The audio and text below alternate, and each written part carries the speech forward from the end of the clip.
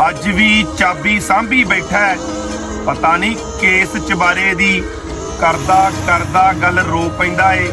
ਪਤਾ ਨਹੀਂ ਕਿਹੜੇ ਘੱਗਰ ਕਿਨਾਰੇ ਦੀ ਤੇ ਭੀੜ 'ਚ ਉਂਗਲ ਬੇਬੇ ਦੀ ਛੁੱਟ ਗਈ ਤੇ ਚੱਪਲਾਂ ਦਾ ਜੋੜਾ ਤਾਰੋਂ ਪਾਰ ਰਹਿ ਗਿਆ।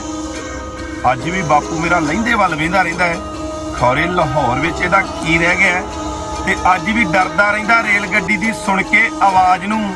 ਕਹਿੰਦਾ ਉਸ ਦਿਨ ਤੋਂ ਬਾਅਦ ਸੁਣਿਆ ਹੀ ਨਹੀਂ ਕਦੇ ਸ਼ਾਮ ਦੀ ਨਵਾਜ਼ ਨੂੰ ਤੇ ਲਾਸ਼ਾਂ ਨਾਲ ਭਰਿਆ ਵੇਖਿਆ ਸੀ ਮੈਂ ਕਹਿੰਦਾ ਕਮਾਦ ਨੂੰ ਤੇ ਮਾੜਾ ਨਹੀਂ ਬੋਲਣ ਦਿੰਦਾ ਅੱਜ ਵੀ ਪਾਕਿਸਤਾਨ ਨੂੰ। ਭਾਵੇਂ ਉਹ ਇਹਦਾ ਲੁੱਟ ਕੇ ਸਾਰਾ ਕੁਝ ਲੈ ਗਿਆ, ਅੱਜ ਵੀ ਬਾਪੂ ਮੇਰਾ ਲਹਿੰਦੇ ਵੱਲ ਵੇਂਦਾ ਰਹਿੰਦਾ ਹੈ। ਖੌਰੇ ਲਾਹੌਰ ਵਿੱਚ ਇਹਦਾ ਕੀ ਰਹਿ ਗਿਆ, ਅੱਜ ਵੀ ਬਾਪੂ ਮੇਰਾ ਲਹਿੰਦੇ ਵੱਲ ਵੇਂਦਾ ਰਹਿੰਦਾ ਹੈ।